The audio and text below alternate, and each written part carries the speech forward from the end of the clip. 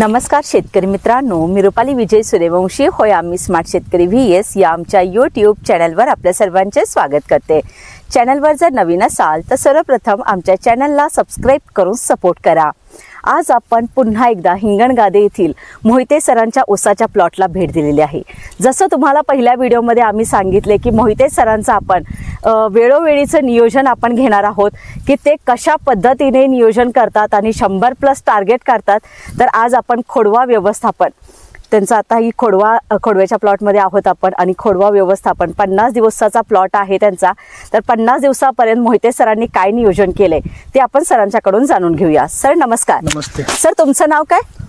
मी देवदास काकासो मोहिते, राहणार हिंगणगादे, तालुका खानापूर, जिल्हा सांगली। सर नमस्ते। नमस्ते सर, तुमचं नाव काय? मी रितेश महादेव मोहिते, त्यांच्या चिरंजीव। हां हां। तर सर, तुमचे चिरंजीव आज तुमच्या सोबत आहेत। ते शेतीकडे वगैरे लक्ष देतात का? एज्युकेशन वगैरे अजून शिक्षण चालू आहे? आता सध्या त्याचं शिक्षण चालू आहे, पण याच्या अगोदर पण शेतीतलं सगळे म्हणजे त्याला बारकावे सगळे माहित आहेत आणि अधून मधून आल्या तर शेतीत मदत असते। मग सर, जसं आपण ह्याच्या आधीचे पण आपण व्हिडिओ केले त्याच्यात आपण वेगवेगळं मार्गदर्शन शेतकऱ्यांना दिलेलं आहे। तर आता खोडवा व्यवस्थापन 50 दिवसाचा हा प्लॉट तुमचा झालेला आहे। तर 50 दिवसापर्यंत तुम्ही खोडवा व्यवस्थापन काय केलं सर? आता पहिल्यांदा आम्ही काय केले तर सुरुवातीला ऊस तुटून गेल्यानंतर एक 10-12 दिवसाच्या 10 पिरियड मध्ये ह्याची पाचट कुट्टी करून घेतली। पाचट कुट्टी केल्यानंतर परत त्याला मल्चर मारून घेतले। मल्चर मारल्यानंतर एक 1-2 दिवसानं बगला मारल्या। बगला मारल्यानंतर बगला मारता सोबत याला आपण एक खताचा डोस दिला, जो माती ऍड केला बगला मारताना। त्यावेळी त्याला आपण 10-26-26 2 पोती अमोनियम सल्फेट 1, युरिया 1, 15 किलो गंधक, 20 kilo magnesium sulphate, 10 kilo humic आणि ते 3 पोती आपली सेंद्रिय खत याला त्यासोबत बगला मारताना आपण दिले। सर, हे जे प्रमाण तुम्ही सांगितलं ते एकरी प्रमाण आहे ना? हा एकरी प्रमाण आहे। हा 3 एकराचा प्लॉट आहे आडसाली तुटलेला, म्हणजे आम्ही एकरी डोस दिलेला आहे। एकरी प्रमाण सांगितलेलं आहे, पण तुम्ही असं नाहीये की 3 एकराच्या प्लॉट मध्ये आपण उभ्या म्हटल्यानंतर हा एकरी डोस आहे। काय गैरसमज व्हायला नको शेतकऱ्यांना। कसं प्रमाण सांगितलंय म्हटल्यानंतर एकरी आहे, 20 गुंठ्याचा आहे का 2 एकराचा आहे असं फिक्स झालं म्हणजे शेतकऱ्यांना पण बरं पडतं। जे नवीन शेतकरी आहेत किंवा युवा शेतकरी जे आहेत त्यांना पण मार्गदर्शन तुमचं चांगलं मिळतंय सर। तर त्याच्यानंतर तुम्ही काय केलं सर? परत याच्यानंतर आपण बगला मारल्यानंतर याला आपण ड्रिप हातरून घेतलं, पण ड्रिप हातरून आपण सरीत नाही हे केलं। जे लेटरल आहेत आता तुम्ही पाहू शकता, भोंड्या आपण हातरल्यात, सरीत नाही आहेत। म्हणजे या लेटर पूर्ण ऊसाच्या बरोबर भोंड्या आहेत मध्ये मध्यावरती। जर आपण ह्याच्यावर हातरल्या बेडवर तर काय होतं, सरीत हातरले तर आपण जे ड्रिपने खत देतो किंवा पाणी देतो ते सरीतून इथं पोचाय किंवा वेळ लागणार। आता हे पाणी किंवा खते डायरेक्ट ऊसाच्या मुळ्याच्या कक्षातच जातात। जरा हे काय झालं, ऊस जरा मोठा झाला तर हे थोडं काढाय त्रास होतो थोडा, पण ते काढण्यापेक्षा फायदा जास्त आहे। नाहीतर सरीत तर कधी आपण हातरू नये। हो का? मग सर, असं ऊस ही आता तुम्ही असंच फिक्सली ठेवणार तुमचं इथे, तर ही ऊस मोठा झाल्यानंतर ते पॅक होणं किंवा काय अशा काय अडचणी तुम्हाला येतात का? अडचण नाही। आता हे कमीत कमी आपण याला 100 दिवसानं जेव्हा मोठी भर करू त्यावेळी हा लेटरल आपण वरती घेणार भर करताना, आणि भर केल्यानंतर हा लेटरल ऊसाच्या कडेने सरीत येणार। एका साईडने येणार। फक्त जरा थोडं काढताना जरा त्रास होतोय, पण फायद्याचं जास्त होते। सरीत हातरण्यापेक्षा भोंड्यावर हातरावे।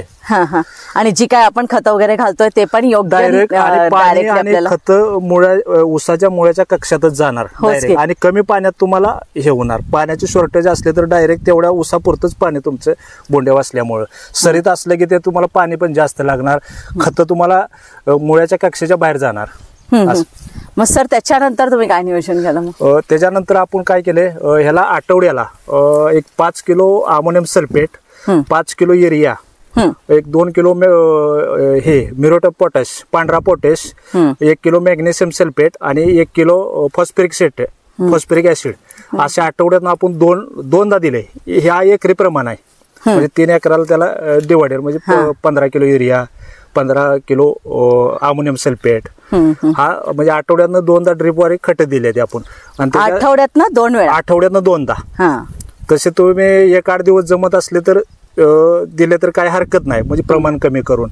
पण आता क्षेत्राच्या पाण्याच्या उपलब्ध किंवा लाईटीच्या किंवा त्या हिशोबाने आम्ही आठवड्यानं 2दा खत, किंवा आपल्याला वेळ कसा आहे, बऱ्यापैकी जे जास्तीत जास्त उत्पन्न घेत आहेत शेतकरी जसं तुमच्यासारखे, तर त्यांचं नियोजन हेच राहतं की एकदम खतं घालण्यापेक्षा डिवायडेड करून, अगदी आता जसं तुम्ही म्हटलं की आठवड्यातून 2दा, आणि शक्य असेल तर एक दिवस आड किंवा रोजच्या रोज, मग ते तुम्हाला कसं शक्य होईल? शक्यतो रोजच्या रोज दिलेले खतं कधी पण चांगली, त्याच्यानंतर जमत नसले तरी 1-8 दिवस द्या, आणि जर 1-8 दिवस जमत नसले तर आठवड्यानं 2दा, पण शक्यतो रोज थोडं थोडं दिले तरी तुम्हाला ह्याच्यापेक्षा रिझल्ट आणि अजून बेनिफिट चांगला मिळणार 100%. किंवा 1-8 दिवस तरी दिले तरी पण चांगले.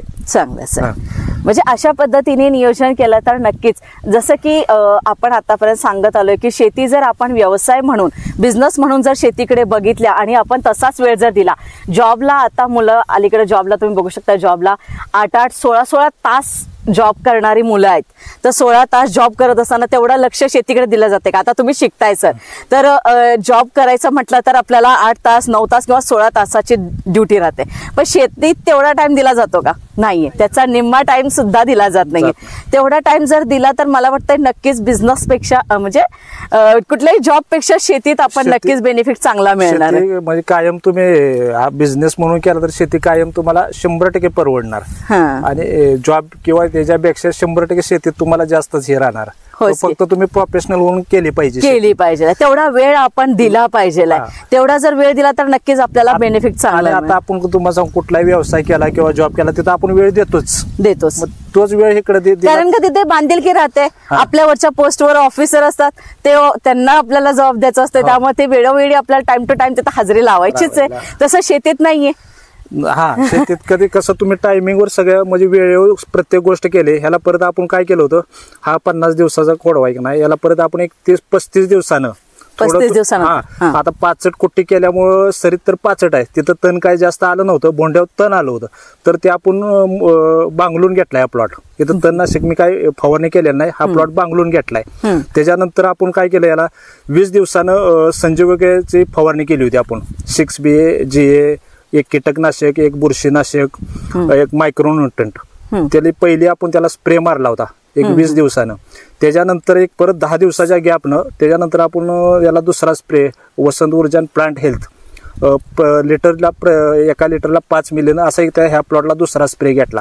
त्याच्यानंतर 40 दिवसाचा जेव्हा हा प्लॉट झाला, 40-45 दिवसाचा, त्याच्यानंतर आपण याला संजीविके 6BA, GA, 1261, एक कीटकनाशक, एक बुरशीनाशक, असे आपण त्याला परत आता आणि एकदा स्प्रे केलाय 45 दिवसानं. आता या प्लॉटला टोटल 2 स्प्रे संजीविकाचे आणि वसंत ऊर्जा स्प्रे झालेला आहे. अजून आपण या प्लॉटला अजून एक आपण 4 स्प्रे करणार आहे.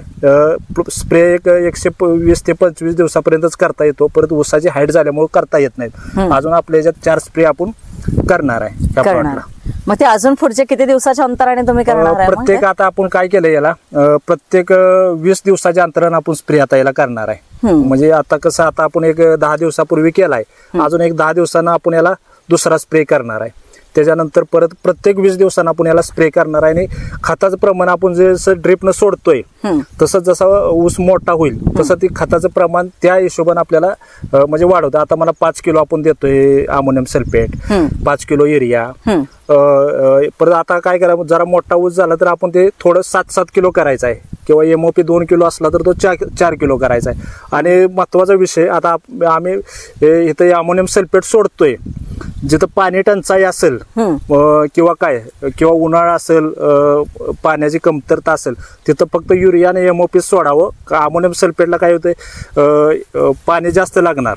म्हणजे आता उन्हाळ्यात शक्यतो अमोनियम सल्फेट कमी सोडा, युरिया आणि MOP ड्रिपद्वारे सोडा. म्हणजे आता इथून पुढे हीट वाढणार आहे, उष्णता आहे, जिथं पाण्याची टंचाई तिथं अमोनियम सल्फेट ड्रिपनं शक्यतो सोडू नये. परत 1 जून नंतरच सोडायचं, परत नंतरच. सर तुम्ही ही खूप छान ट्रिक दिली, की म्हणजे कसं होतं की शेतकऱ्यांना फक्त खतं माहित आहेत, खतं माहित झाली तुमच्याकडून की काय दिलं पाहिजे काय नाही, पण कोणत्या दिवसात काय दिलं पाहिजे हे पण समजणं योग्य तेवढंच आहे, की ते समजलं पाहिजे की कोणत्या दिवसात. आता जसं तुम्ही म्हणला की पाण्याची टंचाई असेल तर MOP, MOP प्रमाण जास्त वाढवायचं, युरिया, अमोनियम सल्फेट आपण सोडायचं नाही. अमोनियम सल्फेट काय करतं, जमिनीतलं पाणी तुम्हाला हे करून घेणार, शोषून घेणार. त्यामुळे उन्हात शक्यतो अमोनियम सल्फेट सोडायचंच नाही. नंतर आपण 1 जूनला एक आपलं मृग नक्षत्राच्या आसपास जूनला अमोनियम सल्फेट सुरू करायचं ते. म्हणजे असं नियोजन तुमचं आतापर्यंत हे 50 दिवसाचं नियोजन सर झालंय. जसं की पहिल्या पण व्हिडिओमध्ये तुम्ही सांगितलं की वेळेला तेवढाच महत्व देणं गरजेचं आहे. पहिल्या 7-8-10 दिवसात आपलं ते पहिली कामं झालीच पाहिजे. ती जर वेळेत झाली तर आपले फुटवे नक्कीच येणार. आता फुटवे पण खूप छान आलेले. याला असं आहे, याला कुठलंही मी महागडं खत सोडलं नाही. 0-12 बॅग येतात, 12-61च्या 19-19 येतात, परत 0-52-34 येतात, किंवा आता काय लोक म्हणतात 12-61 तुम्ही सोडलं पाहिजे सुरुवातीला फुटव्याला. आता तुम्ही हा प्लॉट बघताय, ह्याच्यात 12-61 मी अजिबात 1 किलो सुद्धा 12-61 सोडलेलं नाही. सगळे तुम्हाला मी जी खतं सांगितलेली प्लेन खत आहेत. म्हणजे आपण रेग्युलर जे खतं वापरतो आणि जे जास्त किंमत नाही ते खत आहेत, किंवा 3000ची 4000ची बॅग याला एक हे आपण सोडलेली नाही. तरी फुटवं तुम्हाला सांगू म्हणजे जेवढे आपल्याला पाहिजे तेवढे सफिशियंट फुटवा आहेत ह्या प्लॉटला. सर एक अंदाजे तुम्ही खर्च सांगू शकाल का, की आता तुम्हाला 50 दिवस झालेत ह्या प्लॉटला, तर ह्याला 50 दिवसासाठी तुम्हाला खर्च किती आला? एक सुरुवातीचा बेसल डोस म्हणजे कुट्टी मल्चर हे धरून का, आता मला कुट्टीचा मल्चर आणि बगला माराय एक 7000 रुपये आपल्याला एकराला खर्च आलाय. कुट्टी मल्चर बगला माराय. परत एक आपण जर बगला मारताना जो डोस दिलाय खताचा 2-10-26 किंवा त्यासाठी आपल्याला एक 7,000-7,500 रुपये गेलेत. आणि फवारणीला एकराला मोजून फवारणीला 1,000 रुपयाच्या आसपास खर्च आला असेल एकराला स्प्रेसाठी. आणि दुसरा बाकी ड्रिपने जे आपण खतं सोडतोय ते ड्रिपने खाताना मला आता युरिया आपण 5 किलो सोडतोय, त्याला मला आठवड्याला 10 किलो, तर महिन्याला आपल्याला किती लागणार आहे 40 किलोच. म्हणजे युरिया कमी 1.5 पोतं गेलाय, अमोनिया 1.5 पोतं गेले. म्हणजे तो एक 2-3 हजार खर्चच. फक्त काय आहे, तुम्ही 120 ते 30 दिवसापर्यंत ह्याला कंटिन्यू तुम्ही लक्ष दिलं पाहिजे.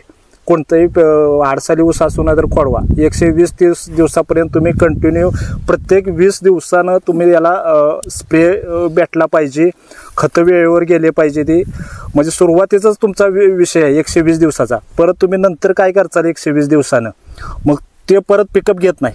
120 दिवसात तण नियंत्रण म्हणा. आता तुम्ही हा प्लॉट बघताय, आम्ही बांगलून घेतलेला आहे, तुम्हाला एक कुठं सुद्धा तण दिसणार नाही.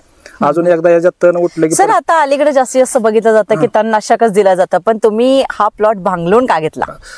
काय होतंय, जेवढा बांगलून घेईल तेवढंच मजुराची समस्या आहे काय जागेला. नाईलाजान तणनाशक मारलं तर चालतंय, पण शक्यतो बांगलनं केलेलं चांगले का, तर आपण जे तणनाशक मारतोय त्याच्यात जमिनीतलं आम्हाला जीवाणू आहेत काय आहे ते म्हणजे हे होतात, मरतात मातीतले किंवा काय. पण आता तणनाशक पण आलेत, पण शक्यतो बांगलून घेतले तर हवा खेळती राहते प्लॉटला, जमीन भुसभुशीत होत्या. म्हणजे हे फायदा आहे. शक्यतो बांगलून ना इलाज म्हणजे आपल्याला मजुराची टंचाई नाही भेटले तर शक्यतो औषध मारले तर चालेल, पण शक्यतो बांगलून करावी. तेच की.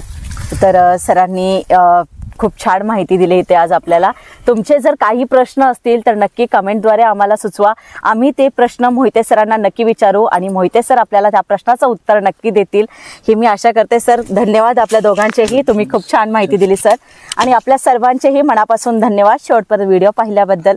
आजचा आमचा व्हिडिओ कसा वाटला हे आम्हाला कमेंटद्वारे नक्की कळवा. धन्यवाद.